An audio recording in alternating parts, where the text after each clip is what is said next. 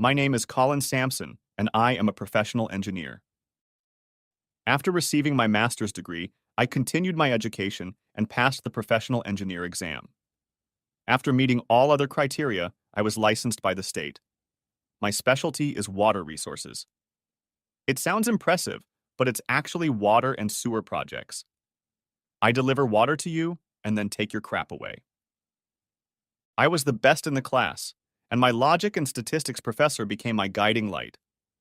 We constantly bumped heads, but I beat him in his favorite orientation problem. After that, he became my mentor and personal tutor. Anything I didn't understand was immediately cleared up with his expert advice. I graduated from the university with honors, earning my bachelor's and master's degrees. My fiancée of 4 years is Sabrina. We met at a print shop when she was an intern. The copy machine she was working on was broken, and I was making copies of some blueprints. We ran into each other a few days in a row, and I was smitten with her beautiful legs and smile. Things progressed pretty quickly, and soon we were having a conversation about an exclusive date. My father left when I was still young, and my mom remarried a few years later.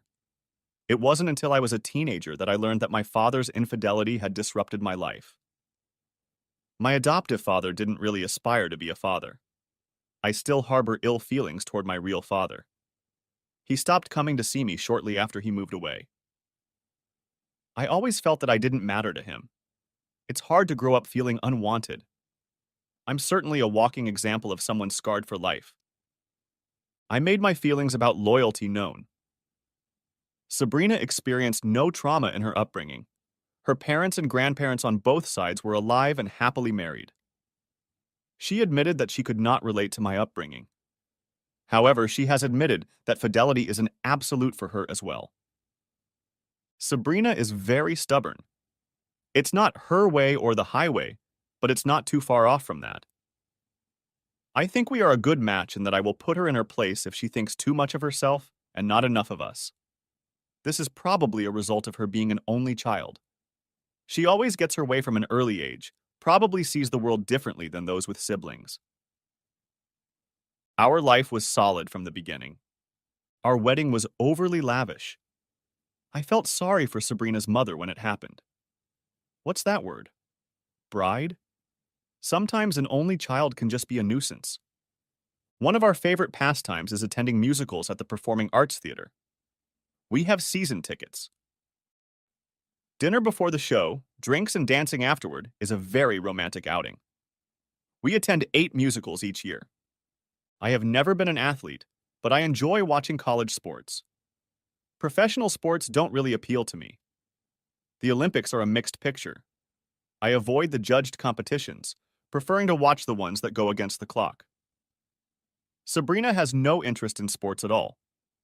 Sabrina works at the law firm of Simpson and Haggerty. Simpson is actually Mrs. Nancy Simpson. She expects her female employees to be prim, proper, and morally outstanding. So Sabrina always tries to dress with this in mind and wears pantsuits. This does not embarrass me in the least, as men will drool over her legs. Sabrina seems to be the chosen one among the new employees. She hopes one day to be Simpson, Sampson, and Haggerty. Next chapter. No, one of Sabrina's closest high school friends is getting married. Sabrina has agreed to be one of the bridesmaids. The bride is from a very wealthy family, and the ceremony will be held in Cancun. Each member of the bridal party has been provided with round-trip airfare for 2 in a week in a timeshare. Most of the wedding party is expected to arrive on Thursday. The rehearsal dinner will take place Friday night, and the wedding will take place late Saturday night. From what Sabrina has heard, most are going to stay the entire 7 days. Sabrina has a very important trial on Monday, so we will only stay until Sunday morning. The trial will be a jury trial, but Sabrina thinks their case is so strong that they will get a verdict in their favor. At 4 a.m. Thursday morning, we locked up and headed to the airport. Our early morning flight is to DFW. We change planes 90 minutes before our flight to Cancun. Sabrina had brought a folder with her from Monday's court hearing. I didn't think those folders were supposed to leave the office? No. I need to make sure I memorize all the talking points in our answers. We've spent a fortune preparing for this case. Will you even be able to relax on this trip? Absolutely. I will plan my time so that I have plenty of time to study the trial materials. I intend to let my hair down. After a long wait for our luggage, we arrived at the resort. After checking in, we headed to the restaurant. It was an all-inclusive vacation, and we immediately started taking advantage of that. While Sabrina went to the restroom, the manager introduced himself. He simply greeted all the new guests. Good afternoon, senor. My name is Julio. I am the manager. If you need anything, feel free to ask. I feared Sabrina would bring a sample folder, so I decided to reassure myself. It's nice to meet you, Julio. I'm Colin. How's room security here? The best in the city, sir. I have 30 security cameras, and we keep records for 2 years. We have an impeccable record of protecting our clients. I can provide you with a list of all the times your door has been opened. If you have any doubts, we can review the surveillance footage. Would you like to receive a daily activity printout? That would be great. Thank you. It was nice to meet you, Julio. I think we're going to enjoy our stay. Next chapter. On Thursday evening, there was a meet and greet with all the newlyweds. There were also a few family friends who had arrived early. I hardly knew anyone. I had met a few couples at our wedding, but we never socialized with them. After dinner, the DJ started taking requests, and the dancers took the stage. There were 3 dance areas on the dance floor. The DJ and bar were centered against the back wall. To the left was the dance floor. To the right was the dance floor. In front of the DJ was the largest of the 3 dance floors. From our seat, we couldn't see the dance floor on the left. On the second floor, people were hanging over the railing watching the dancers. Sabrina and I did a few dances, and that's my limit. Dancing doesn't make me very happy. After the first slow dance of the evening, we returned to our seats. We sat through an incomplete song when a man came up to us and asked Sabrina to dance. Can I have a dance? Just the fast ones. Okay. She danced a few numbers with the man and went back to get something to drink. Another man came up and asked Sabrina to dance. Without looking at me, she accepted. I was talking about a Friday night golf game with a guy who was sitting at our table. Looking around, I didn't see Sabrina. I went up to the second floor and spotted her in the left dance area. It was a quick number and she was showing off to her partner. I saw about as much as I wanted to see and headed for the stairs. The fast song stopped and the slow song started. I paused and watched. Sabrina pulled away from her partner, but not seeing me at our table, returned to the left side of the dance area. They pressed themselves against each other and swayed. I tracked Sabrina down and gave her a puzzled look. What the hell does the lack of slow dancing mean to you? She pushed her partner away and stared at me wide-eyed. I forgot. I'm sorry. Forgot about your ass. I turned back to Sabrina. If you're not back in the room 10 seconds after me, I'm going to destroy your court file. I turned and headed for the elevator. Sabrina hurried back to our table and gathered her things. As the elevator door began to close, she shouted, "Wait!" I yelled back, 10 seconds or I'll destroy her. Use the stairs. I let the elevator door close. As I was inserting my card into the door to the stairwell opened. A panting Sabrina continued to run toward me. She managed to slam the door shut before it closed. Did you have to make a scene? Me? I have to make a scene? Since when did you become such a cheap whore? I must have had too much to drink. Sorry. Bullshit. Get out of my sight. Sabrina closed the bedroom door. I slept on the couch. Next chapter. Friday morning, we hardly spoke at all. After getting dressed, we went to the main floor and had breakfast. Less than an hour later, we were back in the room. I'm going with a group to play golf. What are you doing? I'm going with a shopping group. Will you be back by 4? We have to help set things up. I will. I'll see you later. Maybe we can have a little fun before rehearsal. Sounds good, babe. I went down to the lobby around 8:25 in the morning. We had 3 tea times at the resort field. It was a 15-minute drive from the timeshare. 11 people loaded into a van sent by the golf course. 7 guys and 2 couples. The 2 couples started first, as they were the ones who had organized this outing. On the 14th doubles tee, play picked up. Our first group was just leaving the green, and the second group was waiting for their turn. We had to wait at least 15 minutes before we resumed play. Tom, the guy I was riding in the same cart with, decided to call his wife. He asked her how the shopping was going and also inquired about how a husband and wife usually communicate. After he hung up, I asked him, "Do ladies like shopping?" "Oh yes, Shelby can easily max out a credit card. No matter where we are, she can find something to buy. She said one of the ladies wasn't feeling well. She sent her bags back to be left at the front desk. Great, so she can turn that into 2 shopping trips." "That's hilarious. Her hands are empty now. Let's hope the exchange rate is favorable today." "No shit like that. She's not really into budget shopping." I picked up my phone and pressed the button to dial Sabrina's number. It went to messages. We were waiting in the fairway on the 18th pitch when my phone buzzed. It was Sabrina. "Hey babe, how's the shopping going?" "We just got back. I see you called." "Yeah, we got held up in the field, and I thought I'd see how the shopping was going." "I guess I didn't hear you call. You know how noisy these malls can be.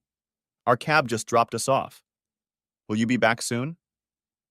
"I'll be back in an hour or so. I'll see you soon." As I sat in the van heading back to the resort, a message came through on my cell phone.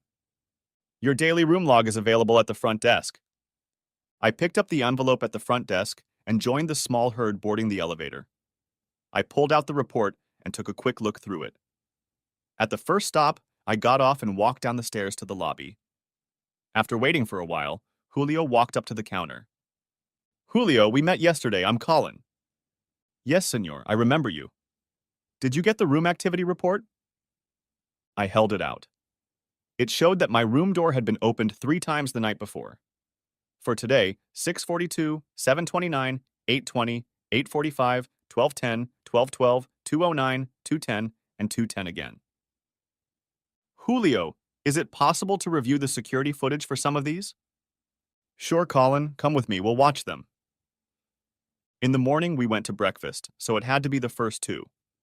I left for golf just after 8, so that was the first one.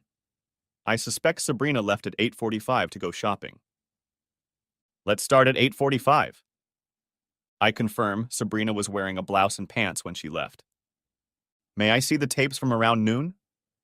"Of course, sir." We watched as Sabrina handed the packages to the front desk. When she entered our room at 12:10, she had another package in her hand. 2 minutes later, she left without a bag, taking only the room key with her. "That's my wife. How about 2 hours?" "My pleasure, sir." Sabrina was wearing a long men's t-shirt with the logo of some kind of 10K race on it. "Hold on. Why don't we rewind and see where it came from?" He liked to play with his security system. He went back 5 minutes. He had 2 screens, and each one displayed 16 views simultaneously. 2 from each floor, as well as many views from the lobby and outside. We found Sabrina leaving room 305 before returning to our room. The expression on her face was blank, almost emotionless. "Can we come back around noon and go over the tapes?" A few minutes after noon, a tall man walked into room 305. Because of his height, I thought I recognized him as the husband of one of the bridesmaids. At about 12:14, Sabrina pushed open the door of room 305 and stepped inside. "Are you all right, sir? Can I get you some water, coffee, or something stronger?" "No, but thank you for asking." Another view. "Can we go and look at the 2 o'clock ones again?" We watched Sabrina walk into our room wearing a t-shirt. A minute later, she came out, dressed in a robe, carrying a small bag. We watched as she placed the bag in the trash can by the elevator, and then returned to our room. "Excuse me, sir. Would you like me to print out the pictures of her going in and out of the rooms?" I slipped him a 20. "Yes, I'll take them from you tonight." Please don't tell anyone about this meeting. I assure you, sir. I checked the bridal list. Room 305 was occupied by Dennis and Mary Lou Denton. She was a bridesmaid. On my way to the room, I rummaged through the trash can a bit and found the bag Sabrina had thrown away. It was the t-shirt she was wearing. I buried it in my windbreaker and walked into the room. Hey, Han, we have time to have a little fun before we head to rehearsal. As much as I'd like to, my stomach won't let me. I'm going to sit in the shower and try to relax a little. Oh, Han, that sucks. Let's hope you feel better today. I didn't have the slightest intention of getting sloppy seconds. I couldn't think of an explanation that would lead to anything but divorce. Obviously, I couldn't contain my growing rage lest it affect my behavior. As we were getting ready for rehearsal, Sabrina remarked, "Someone's in a bad mood. Maybe I can lift your spirits tonight." I doubt it. She made an embarrassed look, but left it at that. While the newlyweds were busy playing at tomorrow's wedding, I chatted with the spouses, trying to find out more about the Dentons. The only thing I was able to find out was that they both went to school with Sabrina. Most of the newlyweds and a few of their spouses went to this school. The bride and groom were no different from each other. It seemed that Sabrina and I were in the minority, having met after school. The guy I caught Sabrina dancing with was avoiding me. Like me, his wife was in the wedding party. After dinner, the DJ turned up the music. "Are you going to dance tonight, Han?" "No, none of us are dancing tonight." "But I want to dance." "Sorry, babe, I told you no slow dancing last night and you completely ignored me. No dancing tonight." Sabrina left our table in annoyance. She chatted with me, and I noticed she was avoiding Dennis. I didn't see her doing anything inappropriate with anyone. She was constantly checking to see if I was watching her. After avoiding me for 2 hours, she returned to our table. "Some of us are going to go to the hot tub. Do you want to go?" "We're not going. We're done for the day. Pack your things and let's go." "What's the matter with you? I'm going to the hot tub." I said, "Pack your stuff and let's go." She saw a look in my eyes that she had never seen before. It startled her. We were the center of attention. It became very quiet at our table. Sabrina picked up her purse and with a shrug, followed me to the elevator. When we got back to the room, she asked angrily, "What's your problem? What's gotten into you?" "It's not about what's gotten into me, slut. I'm just wondering how many more times you've offered me sloppy seconds. If I were you, I'd lock myself in my bedroom or risk falling off a 5th-story balcony." "Oh, God. Oh, no. How did you do that? Let me explain." I opened the sliding glass door to the balcony and looked back at Sabrina. "Shut the hell up." I took a step toward her, but she ran into the bedroom and slammed the door shut. From behind the door, I heard her pleading, "Colin, please, can we talk?" "You'll behave normally during the wedding, but it's over between us." "Don't say that. I love you." I slammed my palm on the bedroom door. "Shut up, slut. We're done." Sabrina sobbed. I quietly left the room, walked down the hall, and picked up the envelope Julio had left for me. There was a copy machine in the business center, and I made 2 copies of each of the photos. I watched television until 2 in the morning. The crying coming from the bedroom continued until midnight. To say the atmosphere was tense on Saturday morning is putting it too mildly. Every time she started talking, I made it clear that she had better shut up. I didn't let Sabrina out of my sight as we left the room. Around noon, she started getting ready for the wedding.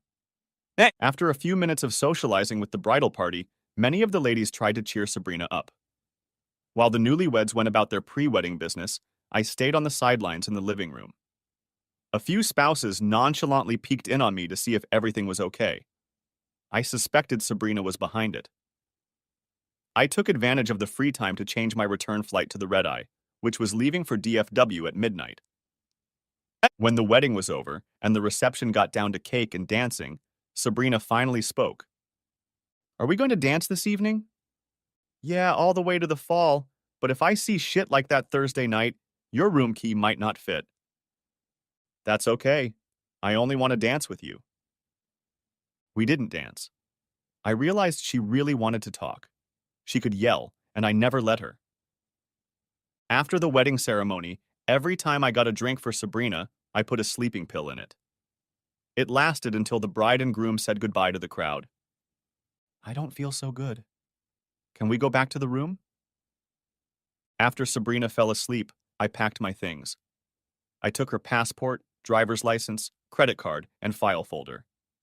I put a set of photos in her suitcase with a note that said, "I've already gone home."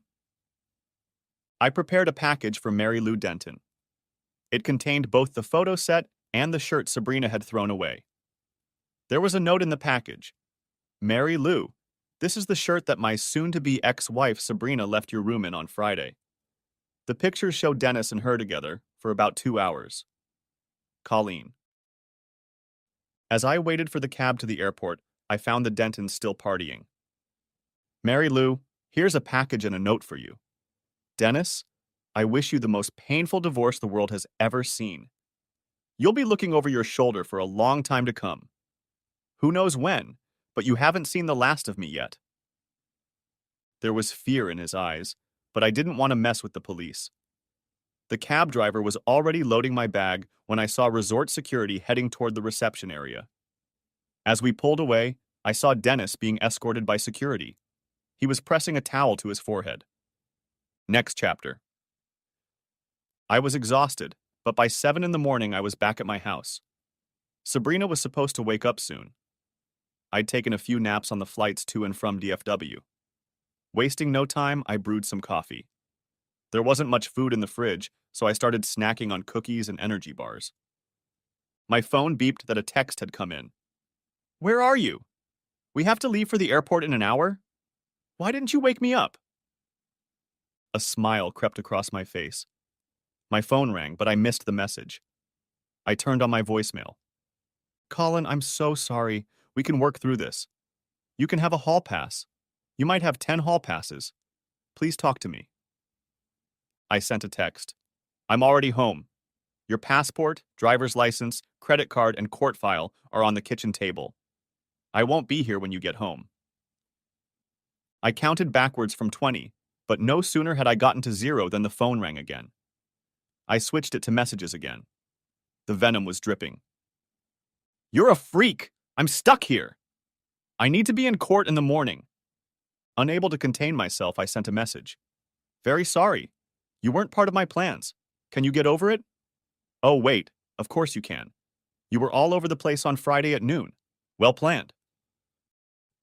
I scanned the set of photos into the computer, edited a few, annotating them, "Her husband's room," "Not her husband's room." I sent them to Sabrina with a BCC note to all members of the wedding party. I also sent them to Sabrina's parents. The message Sabrina left about an hour after her outburst almost made me feel sorry for her. I said almost. She was sobbing so hard she was choking when she spoke. I, I, I can't get help with my passport until tomorrow. Oh my God, she's gonna fire me. Please help me. Do something." I did something. I deleted the message. It was too pathetic to listen to. I sent a return message. "If you want, I can give the court folder and a set of photos to Mrs. Simpson." The thought occurred to me that I shouldn't own that folder. I decided that would be my way out of jail. Sabrina's return message was the message of a broken woman. "Yes, please give them to her, thank you. I never meant to hurt you. Can we at least talk?" And the only thing I knew for sure was how to spell the word divorce. Until today, I had never given much thought to the mechanics of divorce. My concern was that if Sabrina lost her job, I would have to pay alimony. I decided not to give the pictures to Mrs. Simpson. After ascertaining her address, I drove to her place. "Mrs. Simpson, I'm sorry to bother you on a Sunday. Sabrina and I were in Mexico. I'm home, but Sabrina had a problem with her passport. She asked me to give this to you. Have a good day." A few hours later came another message. "She suspended me without pay for a month. She didn't say anything about the photos." I quickly replied, "Lost her husband, derailed her career, lost the respect of her friends and family, all for the sake of some quick fun. What a shame. When you said you were going to let your hair down, I had no idea. You must have shown me. I held onto the pictures in case our divorce was ugly. Please, Colin. No divorce. I don't want to lose you. When can we talk? Just texting her made me more furious. It's easy to declare your love after shitting in your own bed. I'm turning my phone off. If you can be here in 15 minutes, I'll listen to what you have to say. True to my word, I turned the phone off. Next chapter. Monday was my day off, so I put off packing and slept another night in my bed. At dawn, I listened to a few more voicemails from Sabrina. They were straight out of a cheating textbook. I decided to find a place to stay for the night, using the bed and breakfast route. I found one near work for $3.50 a week, including lodging fees. There was an 18-day period free starting today. I went to look at the place. It looked perfect, and the woman representing the house, Denise, was a bit reserved but convinced me to book it. The house had a hot tub on the back porch and parking in the attached garage. In less than an hour, I was already on site, having packed everything I needed for my upcoming stay. I found a storage unit and made a few more trips home to pick up everything I wanted. I made sure to destroy all the pictures with my image on them. It takes a special kind of woman to rent out her home to strangers. Denise and I chatted Monday night. She works out of her house and will be 50 in a couple months. Her husband, Roger, died in a car accident a few years ago. She has 2 daughters. One lives 1,000 miles away, married, and has no children. The other daughter, Carrie, lives a few miles away. She is divorced and has a 3-year-old daughter. Tuesday morning, I woke up to the smell of bacon. It was a good breakfast that Denise had made. After a long lunch, I met with the divorce attorney. He was going to file the papers quickly and serve them on Sabrina on Thursday if she was back in town. Probably straight out of the cuckolded husband handbook, I started shuffling money around. Sabrina came home Tuesday afternoon. She persistently left voice messages and sent text messages. I listened to them and texted back. You wanted to talk? Can we meet Thursday night for a drink? Yes. Where are you staying? As far away from you as possible. That silenced her. The accommodation agreement was for breakfast, but Denise seemed pleased when I agreed to have dinner with her. Whether she knew it or not, she became my counselor. I didn't expect answers from her, but I needed to get my feelings out in the open to have any chance of moving on with my life. Just having someone there to listen and ask pointed questions was very therapeutic. Wednesday night, we were joined by her neighbor, Kathleen. Kathleen is a Bible scholar and just someone with an opinion. I occasionally glanced at Denise, but she just shrugged and smiled. When Kathleen left, I said, "That was different. She's single. Her husband works overseas. He's home for 2 weeks and then he's gone for 10. I hope it wasn't too painful." Not at all. She's almost comical to listen to. She has serious problems with reality. Yes, she does. Thanks for putting up with it. Peach pie? Carrie made it. I wouldn't say no. I learned more about Denise's family. Carrie had gone through a nasty divorce. Celeste was the granddaughter and had Denise wrapped around her finger. Next chapter. Thursday night, my stomach was already cramping when I found the table where Sabrina was sitting. Hey, Colin. How are you doing? Just great. And you? Devastated. I got served today. You couldn't wait until we could talk? What's there to talk about? I don't want to know why you did what you did. For all I know, you've been doing it the whole time we've been married. You think giving me a hall pass is going to make things better? No way.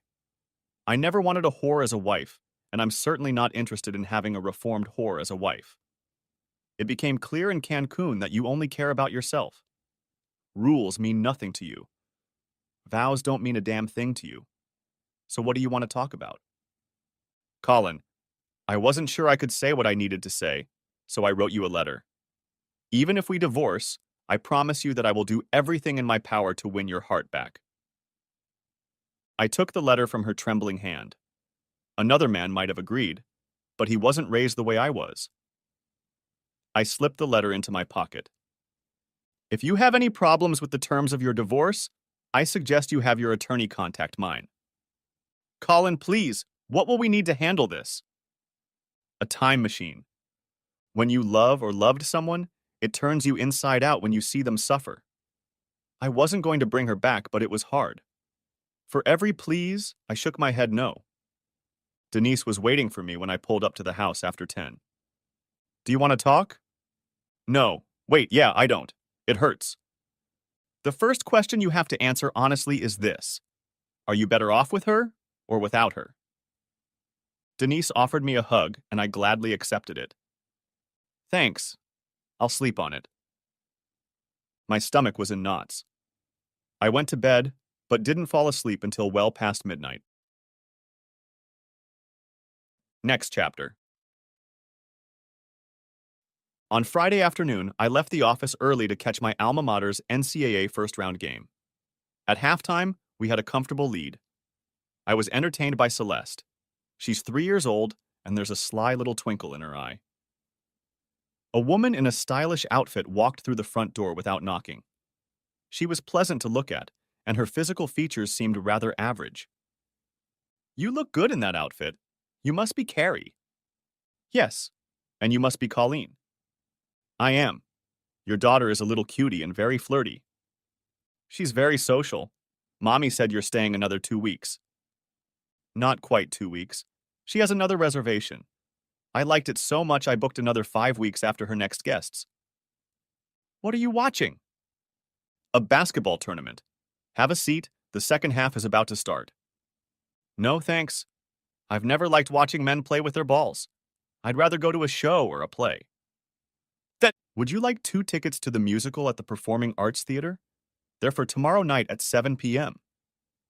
You don't want them? Due to some recent events, I don't have a date. If you need them, great. Otherwise, they're gone. I found a folder of printed tickets and handed them to Carrie. She studied them for a bit and then went to find her mom. Thank you. That's very kind of you. You're welcome. Just a small thank you for your mom being so nice to me. Carrie and Denise sat in the kitchen and talked quietly for the next hour. Carrie stood in the doorway. Colin, if you don't have anything to do tomorrow night, would you like to go to the musical? It won't be a date, just 2 strangers sitting next to each other and enjoying the performance. You didn't have to ask me twice. I knew how to put the knife in Sabrina. Only if that stranger looks like you. Do you know if this stranger wants to be fed before the show? I'll be here at 5. Mom will watch Celeste. You won't be embarrassed if I increase the portion? Not at all. If you don't have another nice outfit, you can wear this one. It really looks spectacular on you. I'm not worried about me. I hope you washed your face well. Now I knew where Celeste got that sly glint in her eyes. Carrie gathered Celeste up and we said our goodbyes. Talking about something other than my job or my failing personal life was refreshing. It wasn't announced as a date, but I was definitely nervous for Saturday. Midnight. My chance to do a little digging on myself came around noon. I got a text from Sabrina. My calendar reminded me of our musical tonight. Are we still going? I'm taking someone else. Am I really that easy to forget? That's amazing. That's exactly what I thought in Cancun. I'm sorry, Colin. Did you read my letter? Not yet. To tell you the truth, I had forgotten about the letter. My initial reaction was that the lawyer in it had time to twist the facts. I looked at the envelope, but decided it was too soon to torture myself. Next chapter. Carrie arrived around 4 o'clock. Denise, Carrie, and I were sitting at the kitchen table making small talk. Carrie was as nervous as I was.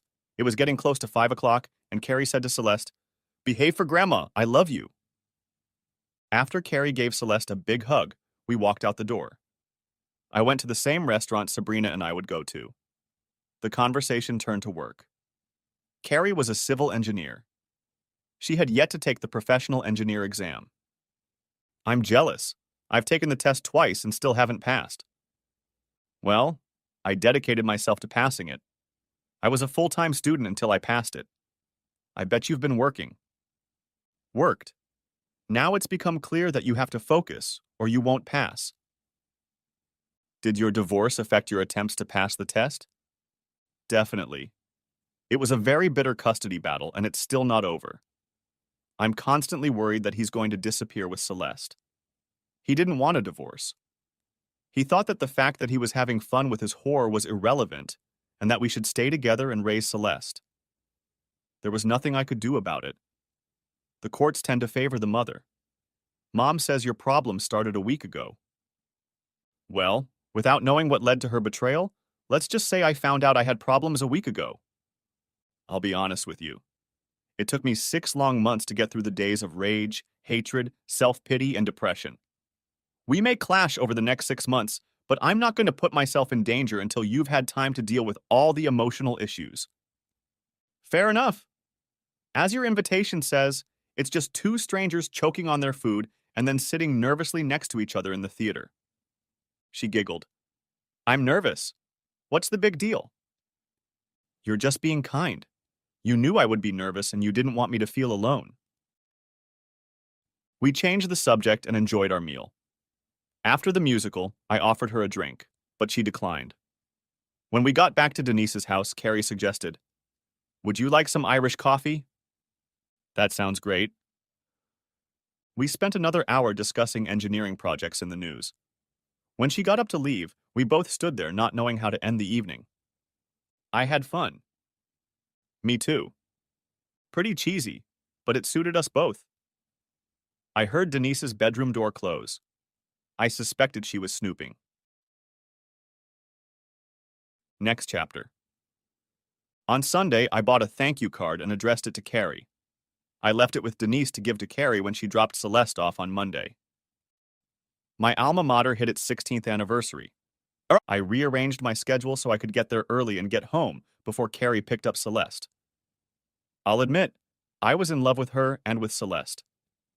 I can't say the next 2 weeks flew by quickly, but work was hectic, and all the things my lawyer wanted to do kept me busy. I had dinner with Denise 3 or 4 times a week. She's an interesting person. I had to leave for 3 days as Denise had rented an apartment before I arrived. Colin, I know you've booked another 5 weeks, but I have a suggestion.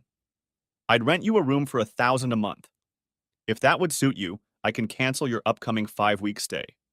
It won't affect your customer rating if I cancel it. Do you need time to think about it? Perhaps. I'd hate to do something stupid. Okay, I thought. I'd love to rent a room from you. Keep the key. I'll see you on Monday. If there are things you wouldn't want to move, you can store them in the garage. I kissed her. Thanks, Denise. I'll get the cash. Over the weekend, I realized that the next musical was next Saturday. I printed out the tickets and put them in an envelope addressed to Carrie. After moving back on Monday, I left the tickets with Carrie when she dropped Celeste off on Tuesday. Carrie, I still don't have anyone to sit with me. Take your current squib and have fun. Colleen. After unpacking on Monday, I joined Denise for coffee and peach pie a la mode. The pie was delicious. Thank you. Don't thank me. Carrie made it. Well, then thank her for me. She's having dinner here tomorrow night. Why don't you thank her yourself? It seemed that Denise was my social coordinator and had organized a non-date with Carrie. I can do that. Next chapter. Tuesday morning, I received a text from Sabrina. Mrs. Simpson suggested I find another law firm to work for. She found out we were getting divorced, and I think she talked to someone from the wedding. I was already planning for something like this to happen, so I'll be starting at Adams and Maven on Monday. Good luck with that. Are we going to the musical on Saturday? I gave the tickets away. Did you read my letter? No.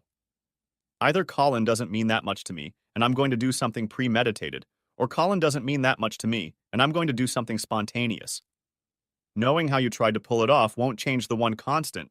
Colin doesn't mean that much to me. You mean everything to me. I wish I could find a way to let you know how sorry I am. I wasn't in the mood to have dinner with Denise and Carrie, but I did my best. Denise ambushed me. She had taken Celeste to a movie, so it was just Carrie. We made small talk at dinner, then moved into the living room and sat in the armchairs. Colin, you seem distracted this evening. Is everything okay? I exchanged messages with her today. Like you said, it's taking a while to deal with the anger that has suddenly set in. Things took a turn for the better about an hour ago. I'm fine now. Colin, would you keep me company for the musical on Saturday? It's my turn to buy dinner. Carrie, I'd be honored. Would flip-flops and ripped jeans be okay? I'll let you decide. And she flashed the same sly glare. On Saturday, I wore my best suit. We were much more comfortable with each other this time. Neither of us looked nervous. When we had drinks after the show at Denise's house, we stood around not knowing how to end the evening. Things hadn't changed from the first time. Colin, come closer. I don't want Mom to hear this. I stepped closer and took the hand she held out. I really enjoy your company, she whispered, and kissed my cheek. She tried to pull her hand away, but I brought it to my lips, kissed the back of her palm, and said loudly, I really enjoy your company too. We both burst into laughter. I let go of her hand, but she pulled back to me and we hugged gently. I had a great time. Me too. On Sunday, I bought another thank you card and left it for Carrie. Next chapter.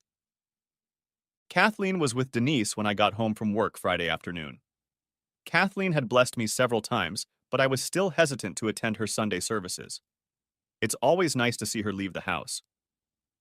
Dinner with Denise was not the usual. She seemed on edge. After having had dinner with her over a dozen times, it was quite obvious. What's bothering you, Denise? Colin, I don't mean to pry, but my curiosity takes over. What are you doing with your desires? Well, Denise, if you must know, I'd leave the front door unlocked and Kathleen would sneak in. Denise laughed uncontrollably. You're awful. God, that's hilarious. And she says she's got her eye on you. You've got everything you need. Stop it. You're bad. The thought that she might have those desires is too funny. Before I answer your question, who wants to know? Does it matter? Probably not, but I'm just curious. Are you asking about yourself because you're starting to think you have what it takes to be a cougar? Maybe the thought of having a perfectly normal-looking guy with a messy love life got your hormones working? Or maybe you went on a reconnaissance trip to someone near and dear to you. Or maybe Kathleen is too shy to make friends and asked you to plant a seed. Through a giggle. Well, that's not for Kathleen. Then let me ask you this. Roger died a few years ago. How do you deal with your urges? That's another matter. We loved each other and raised two beautiful daughters. The thought of doing it with someone else doesn't appeal to me. Maybe that will change over time, but so far it hasn't. It's not that different. I was in love, and as suddenly as a car accident, it ended. Unlike you, I have conflicting emotions. I love her, but I hate her more than I love her. She destroyed the trust that is necessary to be a couple. I will never take her back. Unfortunately, the thought of having fun with someone else does not appeal to me. That will change in time, but for now, it hasn't. Denise got up from her chair and came up behind me. She put her arms around me and laid her head next to mine. After a few moments of silence, she kissed my cheek. I assume this means you were checking me out for someone near and dear to you? She's afraid you'll find someone to fulfill your needs before she finds the courage to start a relationship. She doesn't want to miss her chance. She's still hurting from the divorce. I handed my phone to Denise. Dial her number. Handing the phone back, I listened to the call. Hello? Carrie, it's Colin. If you don't have anything to do tomorrow, would you let me take you and Celeste on a picnic? I would enjoy your company as my companion. If I thought you could find a competent babysitter for the baby on such short notice, we could continue it tonight. Denise rubbed the back of my neck. Colin, I think I'd like that. What time is it? I'll drive up to Mom's house. How about noon? Noon would be fine. I'll see you tomorrow. Good night. Good night. Denise gave me another hug and a kiss. Carrie's ringtone played on her cell phone. I'll leave you two alone. Good night, Denise. Good night, Colin. Don't forget to leave the door open for Kathleen. I will. And you leave the door open for her, too.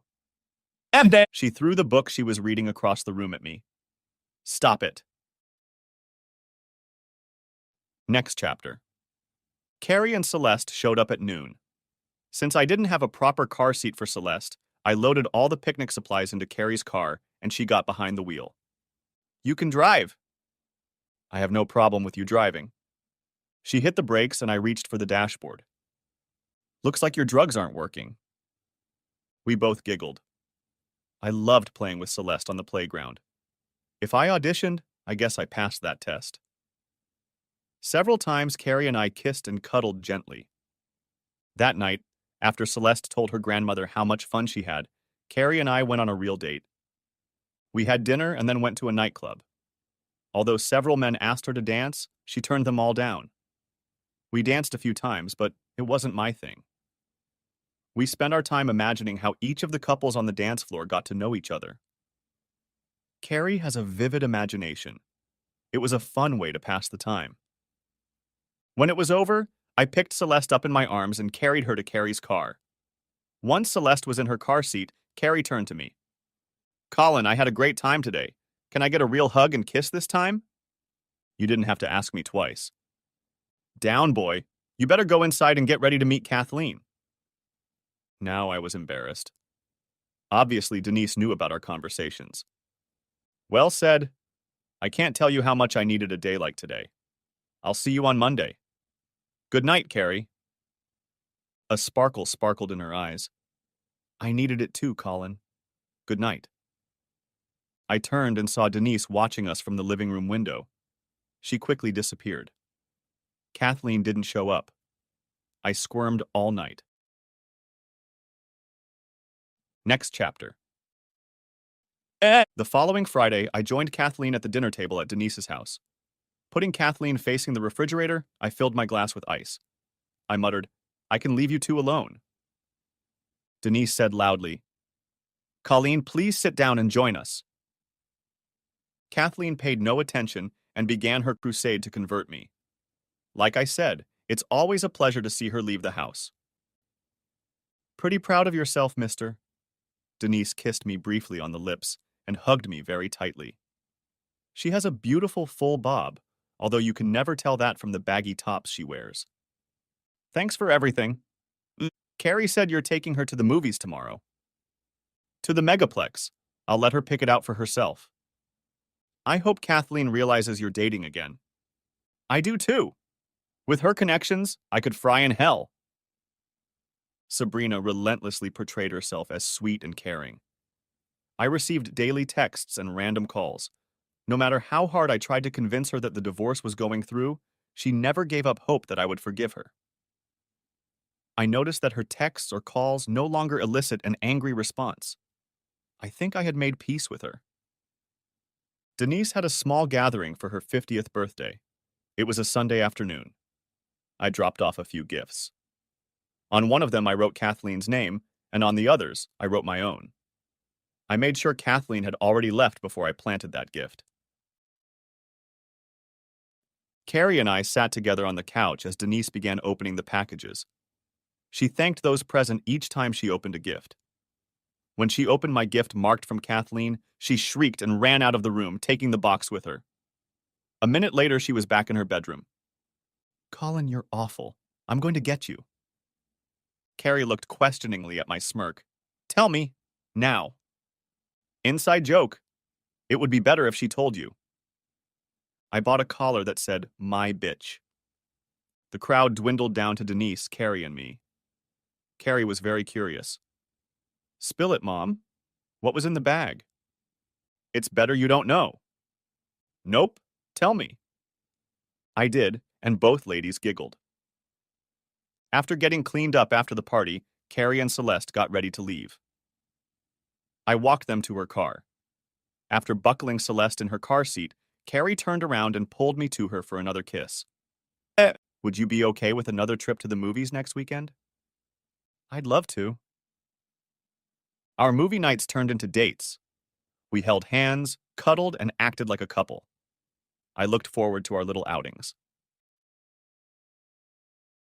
Next chapter. The divorce hearing was scheduled for Thursday. I had to stay late at work on Tuesday, so it was already 6 o'clock when I got home. Carrie and Sabrina's car met me. All I need to make this storm perfect is for Kathleen to be here too. Sabrina, this is a surprise. Carrie spoke up. Hi, honey. How was work today? Pretty good. How was your day? Still working on the Evergreen project. Mom took Celeste out for ice cream. Sabrina and I made small talk. Sabrina asked with a confused and distressed look. Can we talk privately? There's no need. You can say whatever you need to say in Carrie's presence. She's been through a divorce, so there's nothing she hasn't heard before. Colin, I don't want a divorce. There has to be some way for you to forgive me. What do I need to do? Sabrina, for the last 3 months I've been adamant. We're not getting back together. But I want you. Carrie entered the fray. There are hundreds of women in this town who want someone like Colin. He could live happily ever after with any one of them. He can't live happily ever after with you because he can't trust you. You say you love him, but how can you torture this man by making him doubt what you really do every time you're not together? For the next 50 years, he'll be in constant doubt, and that's no way to live your life. I won't have anything to do with my ex because of those same concerns. A grin appeared on Sabrina's face. You need someone to talk to? You won't listen to me, but everything she says is true. I loved you more than I can describe, but it wasn't enough for you. I don't want to live a life where my stomach cramps when I don't know what you're doing. Sabrina headed for the door. When she stood on the porch, she said, I love you, Colin. I love you too, Sabrina. I hope everything works out for you. And one more thing. Here, take this. I never got around to reading it. I held out to Sabrina the unopened letter she had written to me. She had ruined our marriage, and her explanation would never matter. Then let me tell you what it says. I admit that I agreed to meet Dennis for fun. When I got to his room, I was overcome with guilt before we did anything. Dennis was upset and became physically aggressive after a while. He made me do it. Bravo. Bravo. I expected nothing less than an extraordinary story. You took what you had planned and victimized yourself. I feel sorry for you if that's true, but you could just as easily have not shown up or backed out over the phone. You didn't. You went, and the rest, like us, is history. Colin, you have a right to doubt me, but it's the truth. And to reassure you, this is the only time I've ever disrespected you in our marriage. Sabrina, you're right. I should doubt everything about our time together. It seems like you were so close to sparing us all this grief, but you didn't. It's time for you to go. Sabrina just stood there and watched. Carrie stormed out and closed the front door. I think she's telling the truth. Maybe a better man could forgive her. I think you treated her with respect. She caused her own problems. I know. How long do you say these conflicting emotions have lasted? I'll let you know when mine have passed. Denise came back and asked, Tell me, how did your meeting with Sabrina go? Well, Mom, I pretended to be Colin's girlfriend. It shocked her a little bit. Carrie is a great actress. You should have heard her speak. It really pissed Sabrina off. What did you say? I was just stating the facts. A lot of women would like to get Colin, but he couldn't trust her. Without trust, there is no hope for a relationship. I have to go now. I'll see you in the morning, Mom. Colin and I are going to see a movie this weekend. Can you watch Celeste? Sure, sweetie. I walked Carrie to her car. We agreed that I would arrive a few hours after Celeste fell asleep. She told me to plan on staying for a couple hours. That turned me on a little. Once inside, I made an excuse. Denise, I have a project meeting tonight, so I'll be back around midnight. You should probably lock the door so Kathleen can't sneak in. If she doesn't find me, she might go looking for you. Chuckling. You're bad. How do you feel about Sabrina? I'm over her. Tonight was exactly what I needed to move on. I'm happy for you, Colin. You know Carrie wasn't so much pretending as hoping. I made dinner tonight. It'll take about 10 minutes to heat everything up. I arrived at Carrie's house a little after 9 in the evening. We had a pretty good evening. We both had to go to work in the morning, so I got dressed. Colin, I'm not going to try to guess how this will affect us, but I needed this. Carrie, I needed it too. You were just what the doctor ordered. I'll call you tomorrow so you know I care. You better call. So I called. At lunch and after dinner. On Thursday, I sent Carrie a text when I got the news that the divorce had gone through. Want to come over tonight and celebrate? See you at 9. Later that day, I received a text from Sabrina. Can I buy you dinner and take you to a movie? Sabrina, you need to find another man to love. I hope you get counseling to overcome your self-destructive behavior. I will always love you, but I can't and don't want to live with you. Thank you for the offer, but no. Please move on with your life. Next chapter. Carrie shared how her marriage fell apart.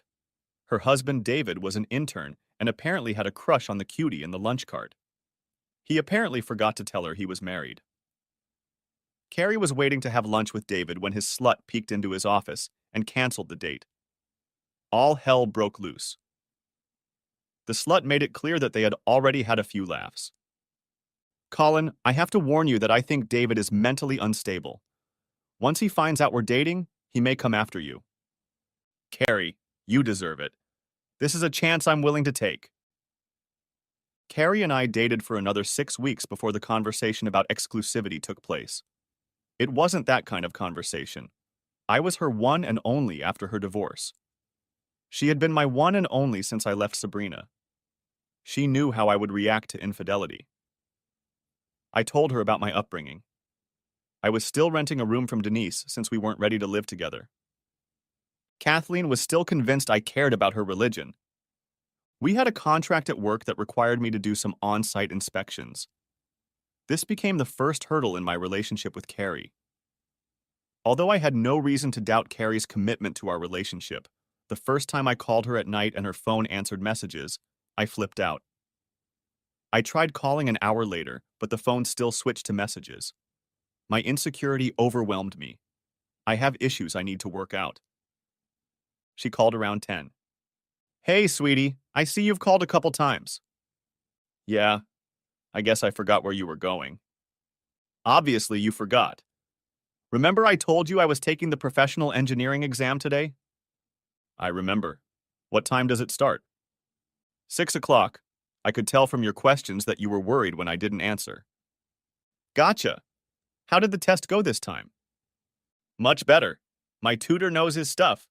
What time does your plane arrive? Carrie met me at the airport. We had dinner, and I found out I wasn't the only one having problems. Colin, we may be moving too fast. I trust you, but I was really worried when you only called in the evenings. Carrie, don't feel all alone. When you didn't answer that night, I suffered too.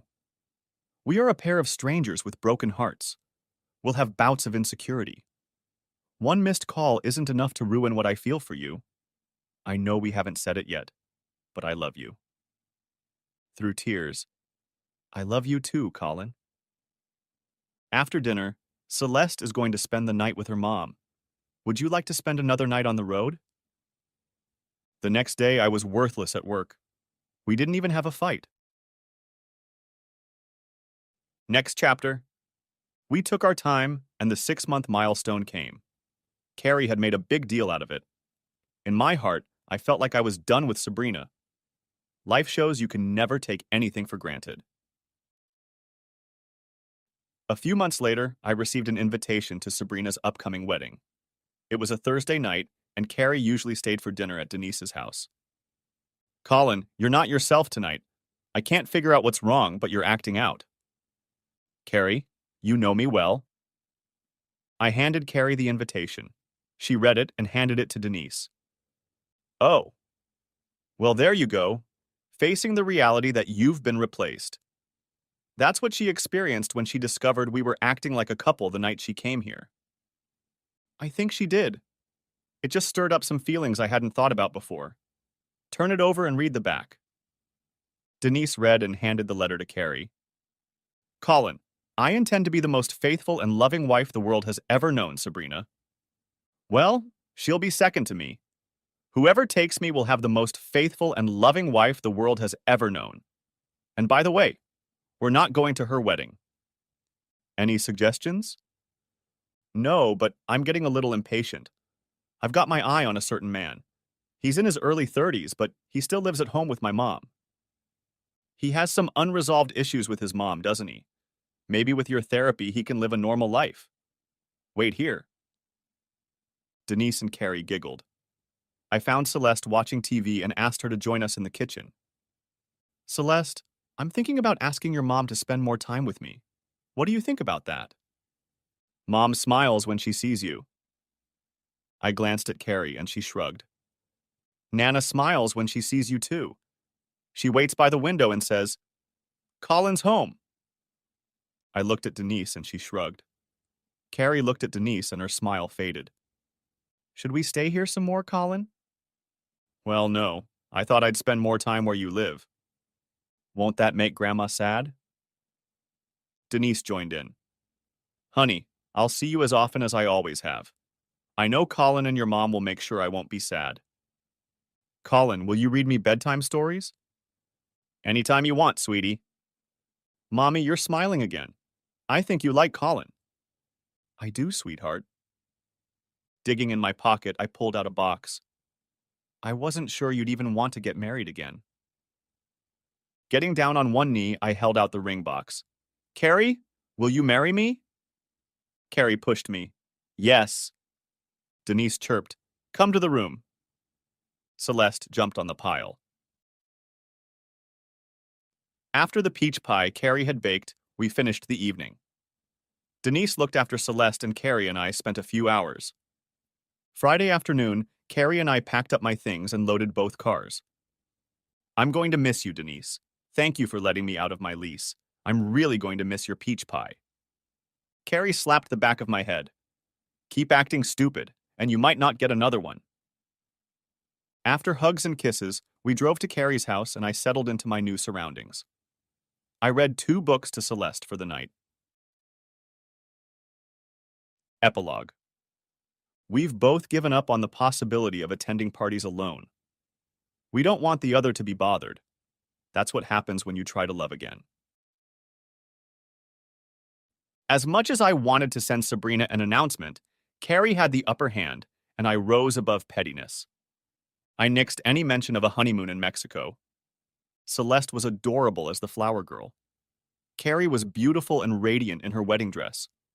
Her ex-husband David is actually pleasant to be around when he takes Celeste on a weekend getaway with him.